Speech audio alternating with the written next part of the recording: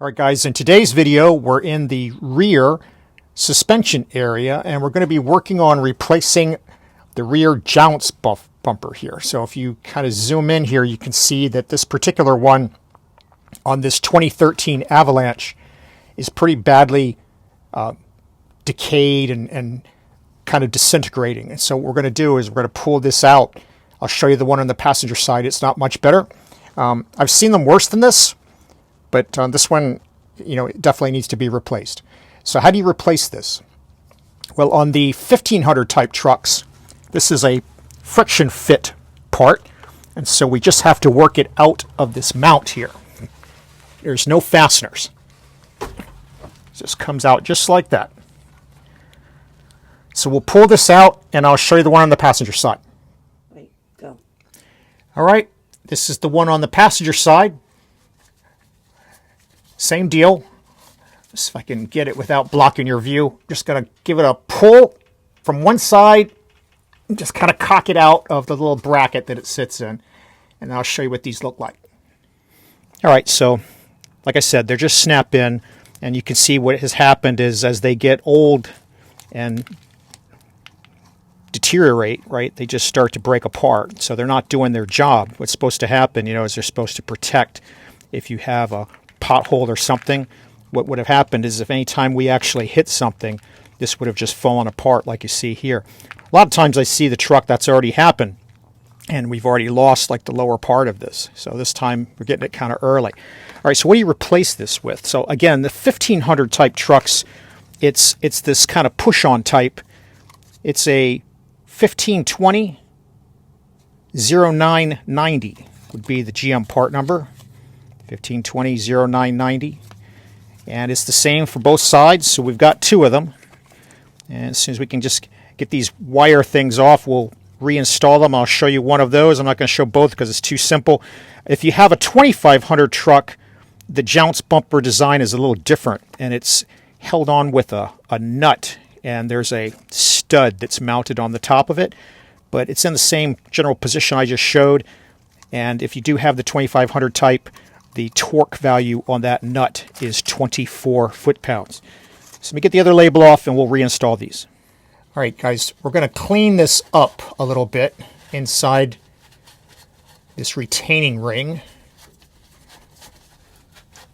Definitely watch for the debris falling in your face.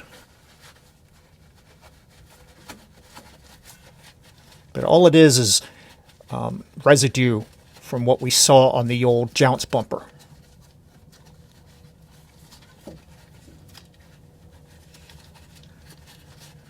All right. Just want to get all that out of there so this thing stays put. Hopefully, if we've got the light correct, you guys can see that there are these little retaining nubs. They're kind of bevel shaped. There's one here, there's one here, there's one here, here, here, and here. And that's what holds this guy on. So if I bring the new one into position,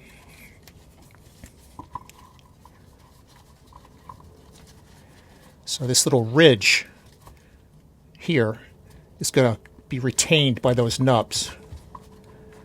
So we just got to get it in at one angle, push it up past the nubs. Now it's going to be harder to get the new one in than it was to get the old one out because this guy's not all rotted. But push him up until you feel him kind of snap into place.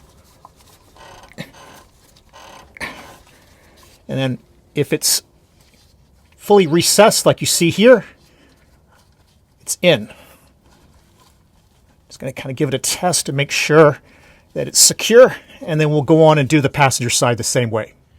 All right, passenger side, same deal. Just trying to get the old debris out.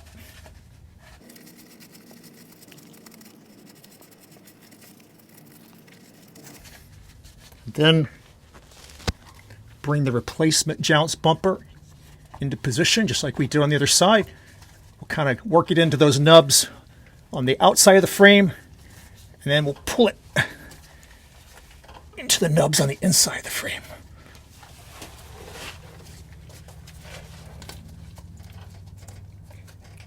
pushing it from the back here.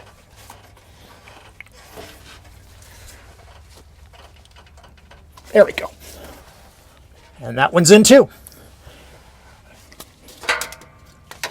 Right, just make sure that it's seated all the way around, just like we did on the other side, and the job is done.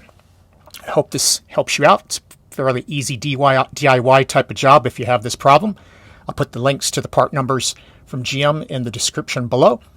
If you found this video useful and it helps save you some time and money in getting this job done yourself, I'd appreciate you paying it forward by hitting that like button. And as always, thanks for watching.